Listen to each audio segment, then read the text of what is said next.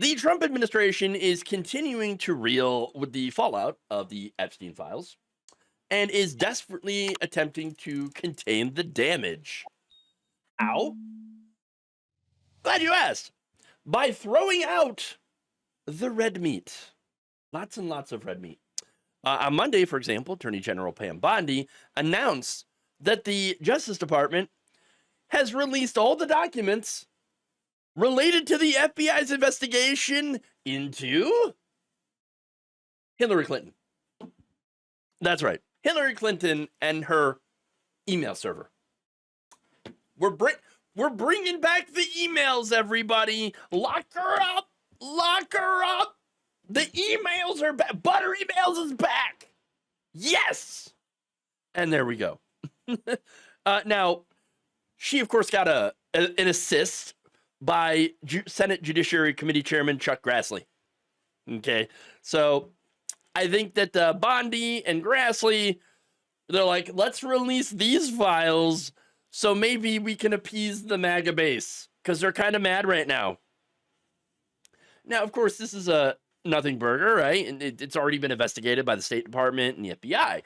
And they found that while her email system did violate internal policies and that perhaps some classified information ended up getting transferred through unsecure channels, those are big no-nos, right? Yet, the FBI concluded back in 2016 that Clinton had been extremely careless, but did not act with criminal intent. And so, therefore, no charges were filed. All right. Now, until now, Trump was pretty intent on not revisiting that entire thing. But now, oh, here we go. Now we need a distraction. Butter emails. Butter emails. And by the way, that is not the only weapon of mass distraction that they have in their arsenal that they're trying to use. No. Apparently, the Trump administration is releasing over 230,000 pages of documents related to the assassination of Martin Luther King Jr. Okay. The release, spearheaded by Director of National Intelligence Tulsi Gabbard in coordination with the DOJ, FBI, CIA, and National Archives, includes the digitization of previously unreleased records. All right, sure. Now, Secretary of State and Acting U.S. Archivist Marco Rubio called the move a, quote, historic step in the Trump administration's ongoing commitment to transparency and accountability. Yes, for everything except for Epstein. Yeah. Gabbard insisted in a statement that the MLK files were a major breakthrough. Under President Trump's leadership, we are ensuring that no stone is left unturned. Except for anything, of course, that could tie the president to his pedophile former best friend. Just saying. Just saying. Oh, and speaking of Gabbard, by the way, she had also reintroduced another old conspiracy theory. This time against former President Barack Obama. Yeah, that's right. Gabbard took to social media to share a set of infographics claiming that the Obama administration had used what they called a Russia hoax to undermine Trump's victory in the 2016 election.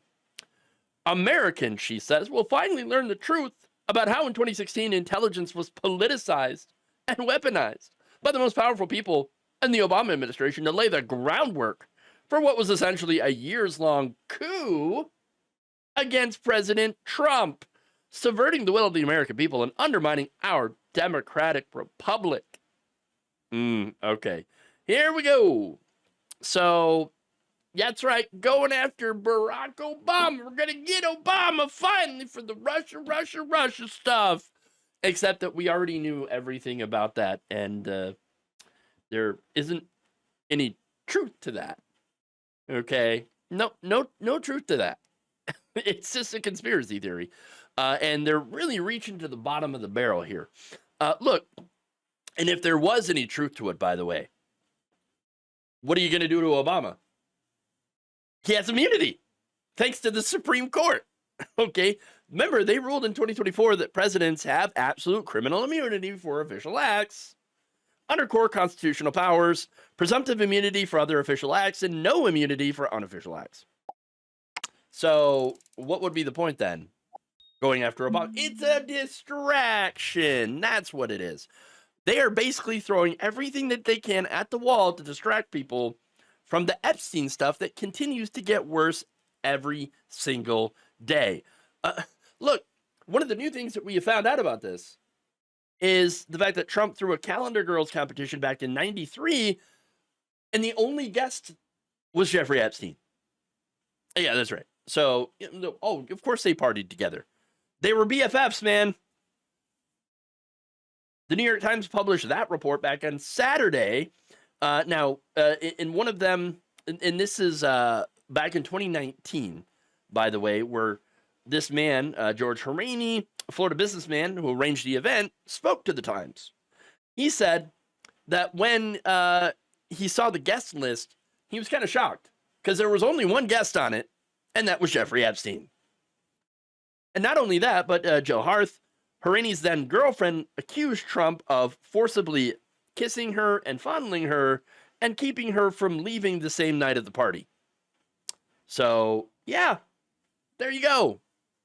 The Times also reports that back in 2009, Trump said that he had banned Epstein from Mar-a-Lago after Epstein had been inappropriate with one of the club members' daughters. I don't know how old she was, but remember, Epstein kind of liked him on the younger side. Now, you also had tape from Howard Stern's show back in 2006 that has come back out, and it's biting Trump in the ass. Remember, he had bragged, quote, "If I weren't married, I'd be able to get all the girls I want." To which, Howard Stern had asked, "Oh, do you think you could now be banging 24-year-olds? Oh, absolutely. I have no trouble. I have no problem." His co-host at the time, Robin Quivers, then asked, "Do you have an age limit?" That's a simple question, right? Trump's response was, no, I have no age limit. No. Oh, and then corrected himself, said, well, okay, yes, I do have an age. I don't want to be like Congressman Foley with, 12-year-olds. So apparently he does have an age limit. Good to know. Trump had referred to former Representative Mark Foley, a Republican from Florida, of course, who resigned from the House that year after sending sexually explicit messages to underage teenage boys who were working as congressional pages, one of whom was 16. Foley, interestingly enough, was spotted sitting directly behind Donald Trump at one of his rallies in 2016 in Florida in a section reserved by Trump campaign staff. Interesting. Look, no wonder they're so desperate to bring back all the old hits. Obama, Buttery Mails, and James Comey, all that stuff. I mean, that's it. If you put everything that we know now about Trump Epstein together, and the fact that the FBI had gone through, used 1,000 agents to go through all the different pages to erase any mentions of Donald Trump from the Epstein files. I mean, it looks really bad. Really, really, really, really bad. And guess what? Dude brought it all on himself. Remember, Trump was the one who promised to release the Epstein files. He hyped it up, as well as people that now are in his administration, like Pam Bondi, for example. Oh, no, I got the Epstein files right on my desk. And then they pulled the rug. They just pulled the rug, not realizing that, the cult isn't exactly all lining up behind me this time to defend me. I'm in trouble. And look, and to be clear, though, yes, there is a lot of the cult that is satisfied with Trump's answers. They never cared about, kids. They never cared about the victims here of Epstein. But there still are some fairly sizable cracks in his support. And I do not believe that those are going to go away anytime soon. Thank you for watching. If you enjoyed this video, please like, share, share, subscribe, hit the bell icon in order to get notified whenever a new video is released. And if you want to support independent, progressive media through this difficult time where it seems like everybody is shutting down, you can become a member on our YouTube page, you can become a subscriber on Facebook, or you can go to my Patreon. It's patreon.com/Jeff Waldorf. Thank you.